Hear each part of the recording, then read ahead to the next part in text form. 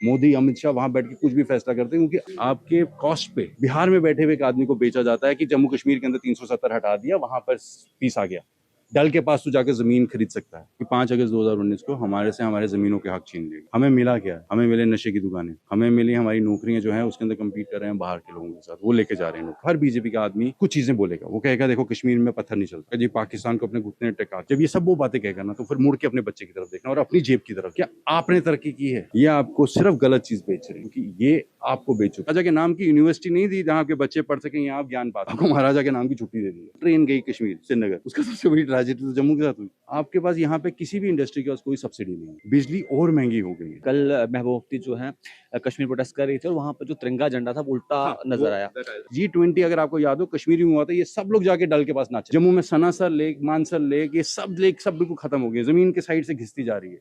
किसी किस्म का एवेन्यू नहीं क्रिएट करते कि वहां पे एक छोटा रेस्टोरेंट या किसी किस्म का होटल एरिया पर या रोड को चौड़ी करके उससे सिस्टम किया जाए। लोग जम्मू कश्मीर का बैठा हुआ, जम्मू में बैठा हर एक आदमी जय श्री राम के नारे पे वोट दे देता है। हमारे साथ तो बातचीत करने के लिए पीडीपी के सीनियर नेता एडवोकेट आदित्य गुप्ता जी हैं। बात करें तो आज आप काला दिवस मना रहे हैं और आर्टिकल 335 से हटने पर आप विरोध जता रहे हैं, तो क्या कुछ कहना चाहेंगे?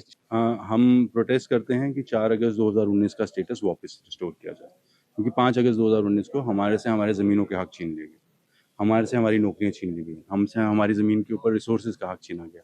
हमें मिला क्या? हमें मिले नशे की दुकानें, हमें मिली हमारी नौकरियां जो हैं उसके अंदर कम्पीट कर रहे हैं बाहर के लोगों के साथ, वो लेके जा रहे हैं नौकरियां। हमारे जब हम टेंडर भरने, हमारा छोटा कारोबारी है, अगर वो टेंडर भरने लगता है वो टेंडर नहीं भर पाता, क्योंकि बड़ा कारोबारी बाहर से आता है, उसके हक चले गए। हमारे यूनिवर्सिटी में एडमिशन या नौकरियां दोनों के दोनों बाहर के लोगों को चली गई। ये सब कुछ जम्मू में नुकसान हुआ है। हमें उसके एवज में मिल गए, शराब की ज़्यादा ठेके मिल गए। उसको अगर सेलिब्रेट करना चाहती है बीजेपी तो करे। हमको टूरिज्म में हमारी जितनी टूरिज्म एरिया थी सारी की सारी फ्लॉप हो गई। मैं आपको एक बात बिल्कुल साफ दावे से बताता हूँ, आपको हर बीजेपी का आदमी कुछ चीज़ें बोलेगा, वो कहेगा देखो कश्मीर में पत्थर नहीं चलता, वो आपको कहेगा कि जनाब कश्मीर में गोली नहीं चलती, वो आपको कहेगा जी पाकिस्तान को अपने घुटने टेका दिए। जब ये सब वो बातें कहेगा ना, तो फिर मुड़ के अपने बच्चे की तरफ देखना और अपनी जेब की तरफ देखना। क्या आपने तरक्की की है?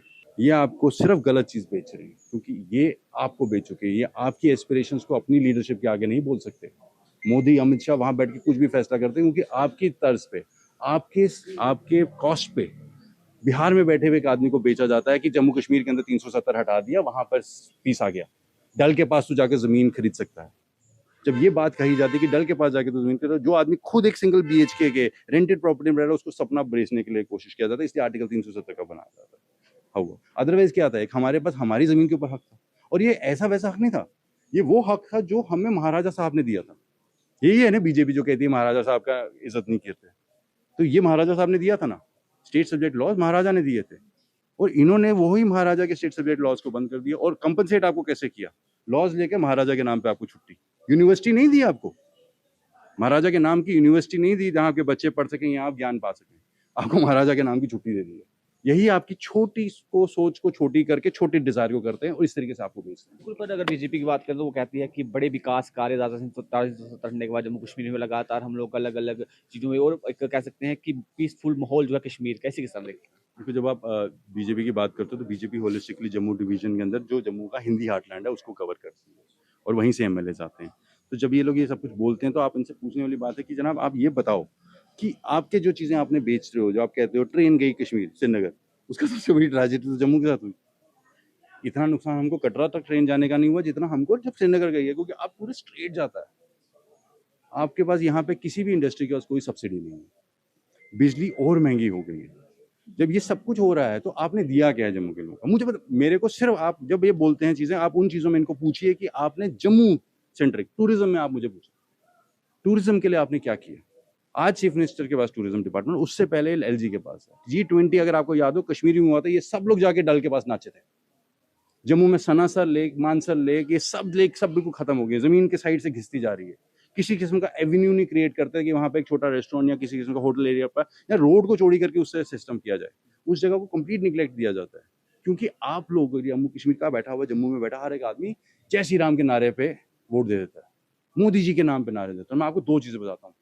जय श्री राम के नारे के ऊपर देने वाले बात, 1 मिनट सोचो, तुम्हारी आबरू का उस दिन क्यों नहीं कांपी जिस दिन राम मंदिर के अंदर चोरी हुई? क्यों नहीं जवाबदेही देते ये लोग? और जो मोदी जी के नाम पे उनको पूछे कि क्यों जनाब आप ही के दौर में इतनी तबाही हो रही है, क्यों तेल इतना है इस तरीके से हो रहा है, क्यों हम लोगों के पेपर लीक होते हैं, क्यों इतनी अनसर्टेनिटी, मैं पैसे क्यों नहीं बचा पा रहा, आमदनी तो बढ़ गई लेकिन खर्चा भी उससे डबल प्रोपोर्शनल बढ़ रहा है। तो ये सब कुछ सवाल नहीं है, उनसे पूछो कि जनाब क्या दिया आपने 7 साल में, वो बताओ जो जम्मू सेंट्रिक दिया। पीडीपी वाले पूछते हैं कि बता कि क्या चीज आपने जम्मू के अंदर दी। बिल्कुल, एक अंतिम सवाल आपसे रहेगा। कल महबूबा मुफ्ती जो हैं कश्मीर प्रोटेस्ट कर रही थी और वहाँ पर जो तिरंगा झंडा था वो उल्टा हाँ, नजर वो आया। that I'll ता explain to तो you. उसको लेकर क्या कहें? सिंपल वो जब वो फ्लैग वहां पर, क्योंकि वो प्रोटेस्ट में वहां पर चलते हुए आए थे, तो वो फ्लैग पीछे था, और जब वो फ्लैग पास ओवर किए तो जब डालने के टाइम पे वहां धक्का मुक्की थी for instance, like for a second, for a time of, आप लगा लो 5-10 सेकंड के लिए, it was there for some time, and then she suddenly on her own realise कि जब उन्होंने आगे झंडा आगे किया, उससे पहले पकड़ के रखा, जब उन्होंने आगे किया शी रियलाइज कि झंडा उल्टा था, शी रिवर्स ठीक कर दिया। बट ऑब्वियसली जिसके पास जवाब नहीं है कि क्या पाया आपने 5 अगस्त 2019 के बाद, वही चीज़ें बोलेगा, वो इन चीज़ों को प्रोफेस करेगा। हम लोग को समझना पड़ेगा कि यार हम सवाल पूछना बंद करना कोई बहुत बड़ी गलती है। किसी आदमी को अगर आप पूछते हो उसका मतलब ये नहीं कि आप सवाल नहीं पूछ सकते। और 5 अगस्त 2019 के ऊपर आपको सवाल पूछना पड़ेगा बीजेपी से, एडमिनिस्ट्रेशन से, अपने आप से कि क्या मिला आपको?